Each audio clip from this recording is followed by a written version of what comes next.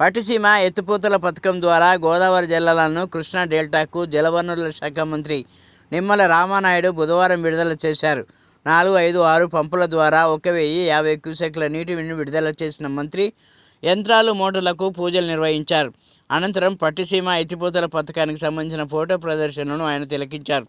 అక్కడ నిర్వహించిన మీడియా సమావేశంలో మంత్రి మాట్లాడుతూ నదుల అనుసంధానం ద్వారా మాత్రమే దేశాన్ని కరువు రహితంగా మార్చగలమని అభిప్రాయపడ్డారు.